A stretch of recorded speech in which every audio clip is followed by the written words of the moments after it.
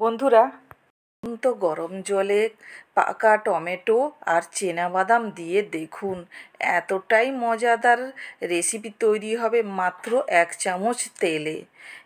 রেসিপিটা তৈরি করার জন্য এখানে নিয়ে নিয়েছি 1 কাপ বাদাম আর 3টে টমেটো, আর নিয়ে নিচ্ছি 4টে শুকনো লঙ্কা। আপনারা যদি খুব বেশি ঝালওয়ালা লঙ্কা থাকে তাহলে 2টো নেবেন, আমি এখানে ঝালটা কম বলে আমি 4টে নিয়েছি। আর এই টমেটোগুলোকে আমি 2 ভাগ করে ছুরি দিয়ে কেটে নেব।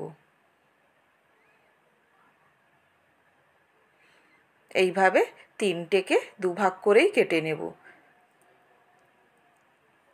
দেখুন, আমার 3টে কাটা হয়ে গেল। এবার টমেটোগুলোকে আমি প্লেটে তুলে নেব। দেখুন, প্লেটে আমি তুলে নিচ্ছি। দেখেই বুঝতে পাচ্ছেন টমেটোগুলো কিন্তু পাকা, বুঝতে পেরেছেন?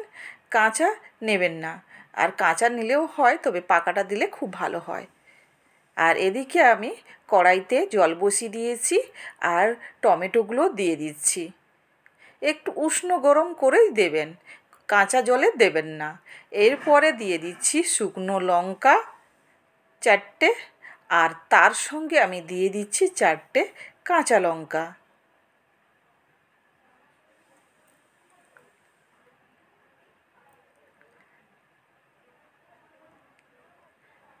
চারটে কাঁচা লঙ্কা দিয়ে দিলাম। এরপরে দিয়ে দিচ্ছি বাদামগুলোকে। দেখুন,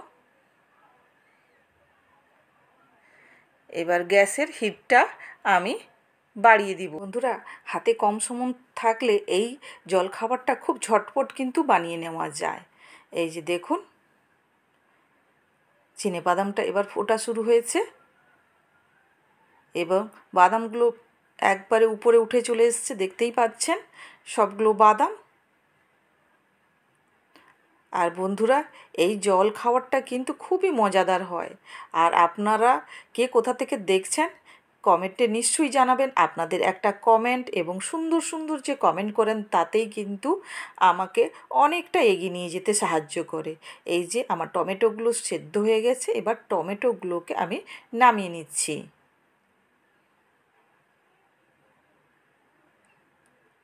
টমেটো, কাঁচা লঙ্কা আর শুকনো লঙ্কা, এই 3টে জিনিসকে আমি নামিয়ে নেব। আর যেহেতু আমি টমেটোর সঙ্গে বাদামকে সেদ্ধ করছি, তাতে কিন্তু বাদামটা সেদ্ধ হয়নি, তাই বাদামটাকে আর কিছুটা টাইম সেদ্ধ করে নিতে হবে। দেখুন, আমার লঙ্কাগুলো সবগুলো আমি তুলে নিয়েছি। মিনিমাম 4 থেকে 5 মিনিট আমি সেদ্ধ করে নেব। আর এদিকে আমি টমেটোগুলোকে হালকা ঠান্ডা করার জন্য রেখে দিচ্ছি। 4 থেকে 5 মিনিটের পরে দেখুন, বাদাম আমার সেদ্ধ হয়ে গেছে এবং কালারটাও চেঞ্জ হয়ে গেছে। এবার এটা গ্যাসের ফ্লেমটা বন্ধ করে দিব, দিয়ে ঠান্ডা করার জন্য রেখে দিব। খুব গরম অবস্থায় কিন্তু কিছু করা যাবে না। আর এদিকে দেখুন, টমেটোগুলো ঠান্ডা হয়ে গেছে, এবার আমি ছাড়িয়ে নিচ্ছি।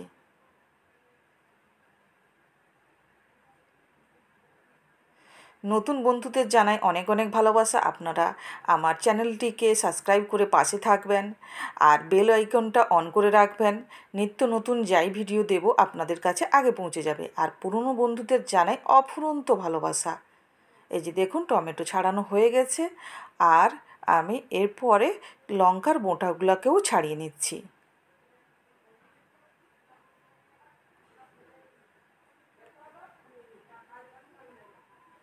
দেখুন, কাঁচা লঙ্কার বোঁটাগুলোকেও আমি ছাড়িয়ে নিচ্ছি। এরপরে আমি চাটনি তৈরি করার জন্য ছোট জারটা নিয়ে নিচ্ছি, তাতে আমি দিয়ে দিচ্ছি টমেটোগুলোকে। এই যে দেখুন, 2টো শুকনো লঙ্কা দিলাম আর 2টো কাঁচা লঙ্কা দিলাম, আর দিয়ে দিচ্ছি আদা।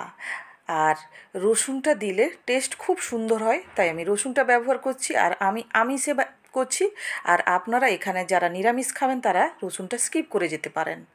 এরপরে দিয়ে দিচ্ছি 2 থেকে 3 চামচ জল দিয়ে ঢাকনা লাগিয়ে আমি পেস্ট বানিয়ে নিচ্ছি।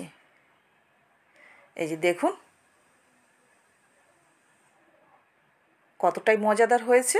চাটনিটার কালার এবং দারুণ হয়। আর এতে দিয়ে দিচ্ছি একটু সামান্য পরিমাণ, মানে 1 থেকে 2 চামচ লেবুর রস, আর দিয়ে দিচ্ছি পরিমাণ মতো লবণ, দিয়ে এটা মিশিয়ে নিচ্ছি।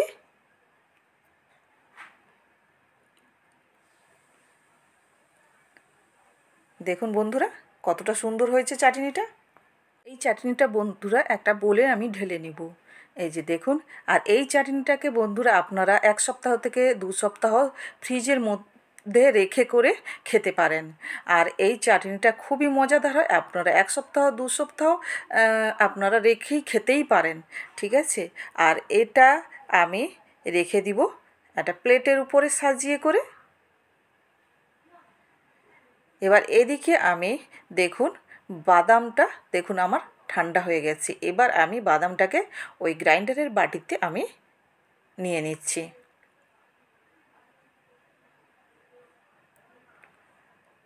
দেখুন বন্ধুরা সবগুলো বাদামকে আমি গ্রাইন্ডারের বাটিতে নিয়ে নিয়েছি। আর বাদামটা সেদ্ধ করার যে জলটা, এটা কিন্তু হেলদি, আর খুব হেলদি মজাদার কিন্তু বাদামের জল খাওয়ার। আর এই জল খাওয়ারটা কিন্তু এতটাই হেলদি বন্ধুরা, আপনারা একবার বানালেই বারবার বানিয়ে করে খেতে ইচ্ছা হবে এবং বাড়ির সবাই চাইবে যে এটা বানানো হোক বলে। এবার এটা আমি গ্রাইন্ডারে পেস্ট বানিয়ে নিচ্ছি। এরপরে এতে দিয়ে দিচ্ছি আমি পরিমাণ মতো একটা আন্দাজ মতো লবণ দিয়ে দিলাম, ছোটো চামচে 1 চামচ মতো লবণ দিলাম। আর এতে দিয়ে দিচ্ছি 2টো শুকনো লঙ্কা আর 2টো কাঁচা লঙ্কা, যেটা আমি সেদ্ধ করে রেখেছিলাম। এবার এটাকে আবার পেস্ট করে নিয়েছি। আমি আগে থেকে দিইনি, কারণ লঙ্কাটা একটু গোটা গোটা থাকলে ভালো, বাদামের সঙ্গে একবারে পেস্ট হয়ে যাবে নাহলে। আর আমার বাদাম বাটাটা আমি দেখিয়ে দিচ্ছি, একটুও দানাদার নেই। দেখেই বুঝতে পারছেন বন্ধুরা কতটাই সুন্দর বাটা হয়েছে। এবার এই বাটাটাকে একটা বড় পাত্রে আমি বের করে নেব। এই যে দেখুন আমি একটা বড় পাত্রে বের করে নিলাম। এবার এতে দিয়ে দিব সুজি, 1 কাপ পরিমাণে সুজি। এই বাদামের জলখাবারটা তৈরি করতে আমি 1 কাপ এখানে সুজি ব্যবহার করছি। সুজিটা দিয়ে সুজি আর বাদামটাকে ভালো করে মিশিয়ে নিতে হবে। আর এতে আমি গ্রাইন্ডার ধোয়ার জল 1/2 কাপ মতো দিয়ে দিলাম। এবার দিয়ে ভালো করে মিশিয়ে নিতে হবে। খুব বেশি পাতলা করা যাবে না, খুব বেশি মোটা করা যাবে না, তবে সামান্য পরিমাণ পাতলা রাখতে হবে। এটা এবার আমি 10 মিনিট মতো রেখে দিব ঢাকা দিয়ে, দিলে সুজিটা ফুলে যাবে। 10 মিনিটের পরে ঘুরে এসেছি, যে দেখুন সুজিটা কতটা পরিমাণ ফুলে গেছে এবং যে পরিমাণ পাতলা ছিল আর পাতলা নেই, জলটা টেনে গেছে। এই যে দেখেই বুঝতে পাচ্ছেন বন্ধুরা। আর এতে আমি দিচ্ছি পেঁয়াজ। আপনারা যদি নিরামিষ খেয়ে থাকেন তাহলে পেঁয়াজটা স্কিপ করে যাবেন। পেঁয়াজের পরিবর্তে আপনারা গাজর, ক্যাপসিকাম, যেই সবজি আপনারা ভালোবাসেন দিতে পারেন। এটা ধনেপাতা দিচ্ছি, তবে আমাদের ঘরোয়া ধনেপাতাটা নয়। আর দিয়ে দিচ্ছি একটা টমেটো কুচি। কাঁচা লঙ্কাটা আমি দিচ্ছি না, যেহেতু বাটাতে দিয়েছি তার জন্য কাঁচা লঙ্কা দিচ্ছি না। আর বাচ্চা খাবে তার জন্য কোঁচানোটা আমি দিলাম না এখানে। দিয়ে ভালো করে মিশিয়ে নিতে হবে। আর বন্ধুরা এই জলখাবারটা এতটাই মজাদার হয়, আপনারা বাড়িতে বানিয়ে করে খাবেন তবেই বুঝতে পারবেন, না বানিয়ে খেলে বুঝতেই পারবেন না।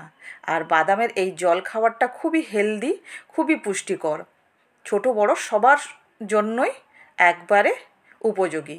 এরপরে দিয়ে দিচ্ছি এতে 1 চামচ জিরে। জিরে দিয়ে আবার আমি ভালো করে জিরেটা মিশিয়ে নিচ্ছি। এর মধ্যে কিন্তু ইনো, বেকিং পাউডার, বেকিং সোডা কিছুই দেওয়ার দরকার হবে না। একদম হেলদিভাবে তৈরি করে নিতে পারবেন। আমি আগে থেকে প্যানটাকে গরম করে রেখেছি, তাতে 1 চামচ মতো তেল দিয়েছি। ব্যাটারটা আপনারা 1 চামচ মতো দিয়ে দিতে পারবেন, আর এই একবারেই অনেক কটা তৈরি হয়ে যাবে। এটা হচ্ছে বাদামের প্যানকেক। আমি খাওয়ার খেতে খেতে আমরা বোর হয়ে যাই, মাঝে মধ্যে নতুন নতুনভাবে বানিয়ে করে খেলে খুবই মজার লাগে এবং বাড়ির সবাই কিন্তু এই খাবারগুলো খেতে ভালোবাসবে। আর বাইরে থেকে যে এত পয়সা দিয়ে করে আনা কোনো দরকার হবে না। এই যে প্যানকেকটাকে আমি দিয়ে দিলাম, দেখুন এই বড় বড় করেছি, আর খুব বেশি পাতলা করব না, খুব বেশি মোটা করব না। আর এইভাবে তেলটাকে আপনারা চারদিকে ছড়িয়ে দিবেন। দেখতেই পাচ্ছেন উপরটা ড্রাই হওয়ার পরেই আমি উল্টাচ্ছি, আপনারাও ড্রাই হওয়ার পরে আপনারা উল্টাবেন। দেখুন কালারটা কতটাই মজাদার এসছে, কালারটা খুব সুন্দর এসছে বন্ধুরা। দেখুন এইভাবে খুন্তি দিয়ে আপনারা চেপে দিবেন, চেপে দিলে দু সাইড একবারে খাস্তা থাকবে আর মাঝখানটা কিন্তু নরম থাকবে। আর দারুণভাবে হয়েছে দেখুন বাদামের প্যানকেকটা। এবার ভাজা হয়ে গেছে, আমি এগুলোকে নামিয়ে নিচ্ছি। আমি এতক্ষণে পুরোটা ভেজে করে ভাজছি না, কিছুটা রেখে দেবো আমি, তার জন্য আমি 3 পিস বানালাম। আর একটাভাবে আমি আপনাদের দেখাচ্ছি বানিয়ে করে। আমি এদিকে ননস্টিকের কড়াইতে আমি তেল দিয়ে দিয়েছি, খুব বেশি নয় খুব কমও নয়, তেলটা গরম করে নিয়েছি, দিয়ে পকোড়া ভেজে করে দেখাচ্ছি। একই ব্যাটারে আপনারা 2 রকম খাবার বানিয়ে করে খেতে পারেন, খুব মজাদার না বন্ধুরা? এইভাবে আপনারা তৈরি করে রেখে দিবেন ব্যাটার, দেখবেন যাই ইচ্ছা হবে, পকোড়া খেতে ইচ্ছে হলে পকোড়া বানিয়ে করে খেয়ে নেবেন, আর প্যানকেকে হলে বানিয়ে করে খেয়ে নিতে পারবেন। আর প্যানকেকে হচ্ছে তেলটা খুব কম পরিমাণ লাগে, আপনারা সেটাও করতে পারেন। আর এটাও আমি বানিয়ে করে আপনাদের দেখিয়ে দিচ্ছি। আর খুব বেশি হিট দিবেন না, হিটটা কম করে রাখবেন। এই যে দেখুন এক সাইড হয়ে গেছে, এবার আমি উল্টে দিচ্ছি। সবগুলোকে একবারে উল্টে নিচ্ছি। আর বন্ধুরা এই হেলদি খাবারটা বাড়িতে বানিয়ে খাবেন, তবেই বুঝতে পারবেন কতটা মজাদার। না বানিয়ে খেলে বন্ধুরা বুঝতেই পারবেন না। আর আমার এই বাদামের প্যানকেকটা হেলদি প্যানকেক কেমন হয়েছে নিশ্চয়ই কমেন্টে আপনারা জানাবেন।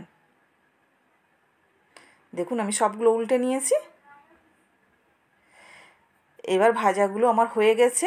এবার তেল ঝরিয়ে আমি একটা একটা করে নামিয়ে নিচ্ছি।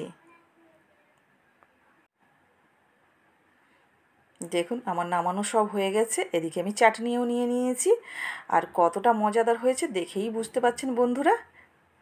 আর খুব খাস্তাও হয়েছে, দেখতে পাচ্ছেন ধরার সঙ্গে সঙ্গে কিন্তু ছেড়েই যাচ্ছে। আর আমি প্যানকেকটা আপনাদের ভেঙে দেখাচ্ছি, ভিতরটা কত সুন্দর, 2 সাইড শক্ত হয়েছে, মাঝখানটা দেখুন সফট একবারে নরম হয়েছে। এবার আপনারা এইটাকে চাটনির সঙ্গে খাবেন, তবেই তার মজাটা বুঝতে পারবেন, ঝাল ঝাল চাটনির সঙ্গে। ধন্যবাদ বন্ধুরা, ভালো থাকবেন।